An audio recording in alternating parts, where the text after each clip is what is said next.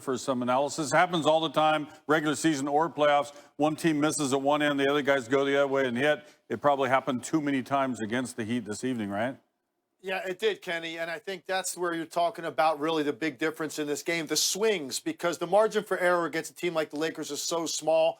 So when you work hard enough to get a clean look against a great defense, you've got to make a higher percentage than the Heat did, and it felt like every time they missed one of those good looks, it ended up with something great on the other end for the Lakers. Here are some examples. This is Tyler Hero. This is one of the guys you want taking that exact shot. Misses a wide open look in a one-point game. Come down the other way, swing the ball a little bit. Nice job by the Lakers being patient right here.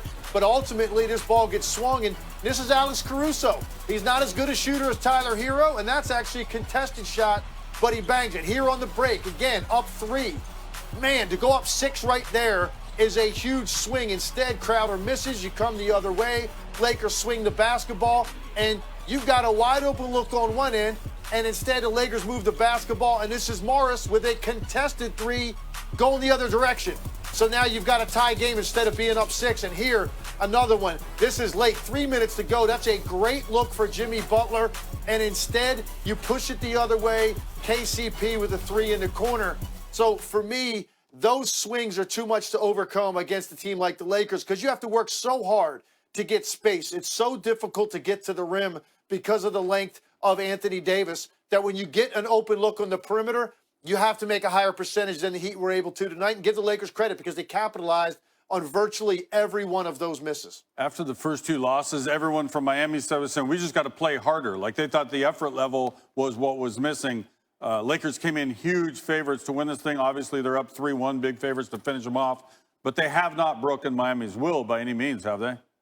No, they haven't been able to put this team away. And it looks like, they're going to have to play here, whether it's for 48 minutes on Friday or they're going to have to play 2 games or 3, however many it takes. They're going to have to play the entire game against this team because they just don't go away very easily. They're very tough. They're very competitive. And they seem like they have a way of making timely shots when they need to. But what you're seeing right now, ultimately, in a 7-game series against a team like the Lakers, Kenny, you need all of your playmakers. And you can't really put a price tag on what Goran Dragic means to this team and his ability to control the basketball, make shots, and also make plays off ball screen. I think it's just put too much pressure ultimately on both Jimmy Butler and even on a guy like Tyler Hero, who's a rookie, who's going to be, I think, an all-star in this league, but it's an awful lot to ask on this stage to be efficient while you're doing it. This is where you miss another playmaker on the floor like Goran Dragic. So they're not going to go away. I just don't know if they have enough. I just don't think it's quite their time yet, even if they were at everybody at their full disposal, but certainly shorthanded against a team this good defensively. It's a tall order, but they're not going to go away easily, I can tell you that. There's a lot of grit on that team.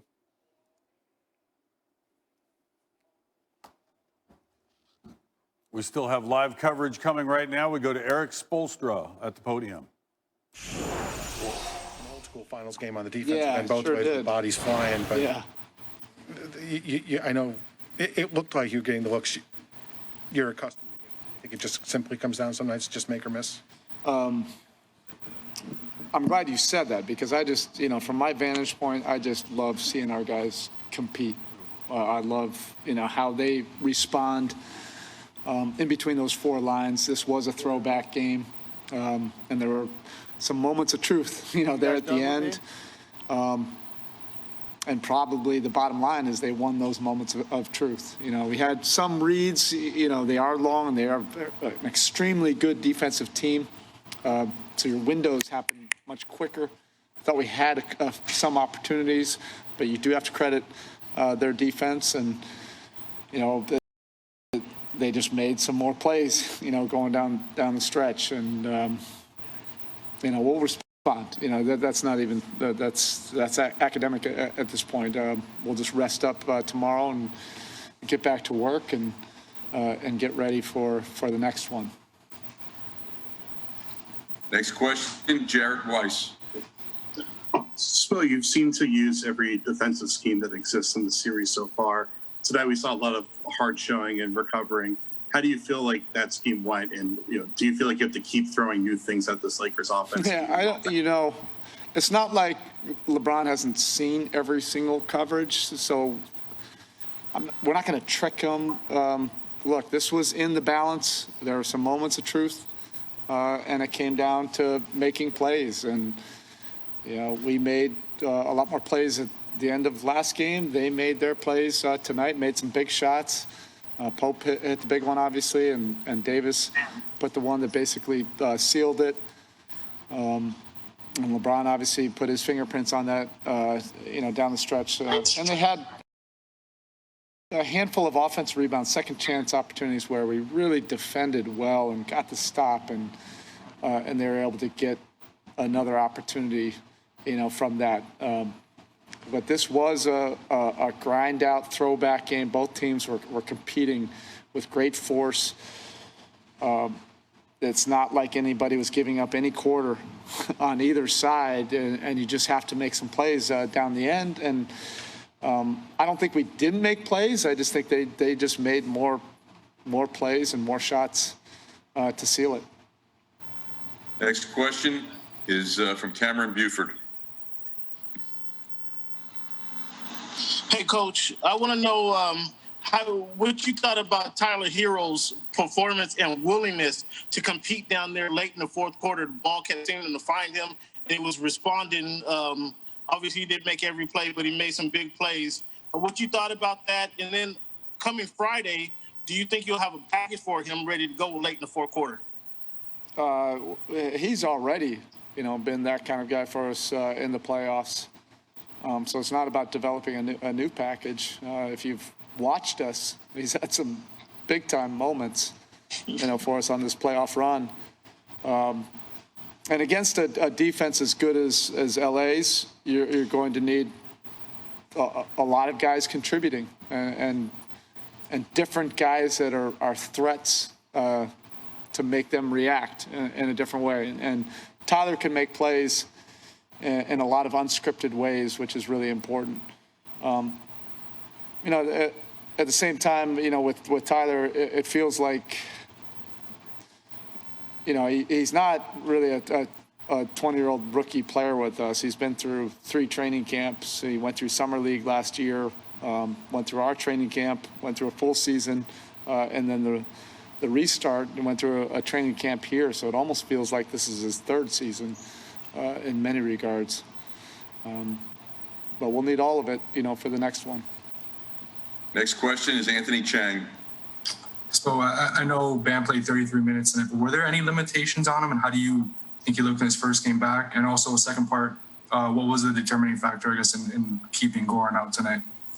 Well, Goran wasn't ready. I mean, he's doing everything he possibly can to get into this competition. Our guys, want to be out there and play for this. We have a purpose why we're here, and Goran's put his heart and soul into this. So he's going to continue to try to do everything he possibly can. When I mentioned it the other night, how you can see it in his eyes and deep into his soul, how much he wants to be out here. I think probably you all can see that as well. And then Bam, he passed all the protocols with his mobility and strength. And I thought he was great considering he hasn't played in a week or hasn't really done anything other than rehab. But he's the heart and soul of who we are. So it was just great to have him back out there, and I don't have to.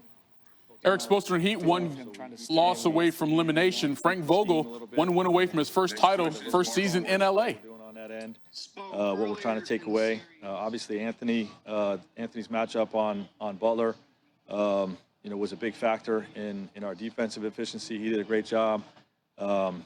Jimmy's so great, it's hard to even slow him down.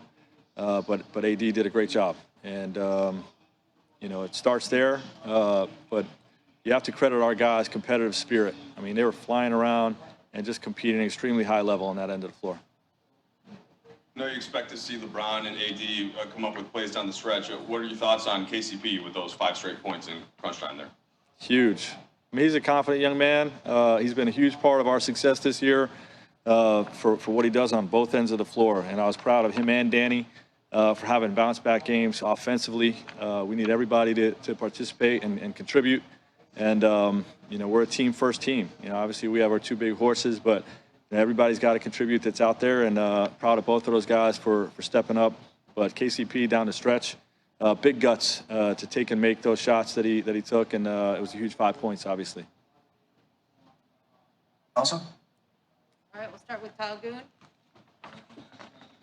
Frank, you touched on it, but obviously AD taking on Jimmy for most of the night, and then in those when AD was on the bench, LeBron refusing to switch off of Jimmy. How do you feel like that set the tone for what you guys did in the second half defensively?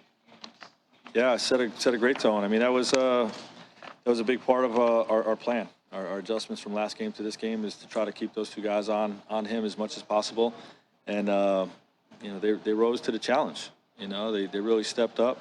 Obviously, it's one game. We still have work to do, but in tonight's game, those guys did a great job. All right, Dan. Along those lines, Frank, how did that kind of set the scene? Lakers now one win away from banner number 17, which would tie the Celtics for most all time. LeBron turned it on in the second half, scoring 20 of his 28 in the final two quarters. Also got it done defensively, holding the Heat to 4 of 10 shooting as the primary defender. Now, from the Heat side, they went cold from deep. Miami shot 24% from three over the first three quarters before pumping up those numbers late. No Heat player made more than 3 triples in this game. Jimmy Butler going 0 for 3. And the Lakers are now 4-0 after a loss this postseason. LA dropped only 1 game in each of the first 3 playoff series. If they finish this series in 5 games, the Lakers would post their best record in a postseason since they went 15-1 in 2001 with Shaq. It's a good thing I didn't wear my window pane last night, because would have been battling window panes out here. Sharp suit, my guy. The execution that we just saw illustrated from the Lakers in a game where it was ugly because it was contested. It matters. There's a lot of fight on both sides. But the execution from the Lakers late's the difference. What'd they do? Yeah, they took advantage. A couple of their role players took advantage of wide open gaps because of how LeBron and AD force you to extend on them and how worried you are about those guys deciding matters. So you take advantage of gaps. And this is a shame for Miami because you can't do much better than this. They already had run one set, and then you force them into this. I mean, Jimmy Butler has got LeBron picking the ball up at 30 feet. When this ball gets rotated out of here, you take a look what KCP is looking at right here. You've got everybody's extended. You're not going to leave strong side corner. The one guy that can help on this is Bam Adebayo when KCP attacks to the top side. The problem is about half a dozen times in this series when Bam has gone to help on the block shot, Anthony Davis is going right behind him for a lob dunk. And you can see how reluctant he is to go. And he just gets there too late, and Pope ends up getting an uncontested layup at a critical time of the game, puts him up 7. Here's another example. This is Rondo. You run the 2-man game. Rondo now with Duncan Robinson on him, and Robinson's going to do what they've been doing this entire time. He's going to jump away from the screen. They want to force the ball away from the screen. Here comes AD. But again, take a look at Bam.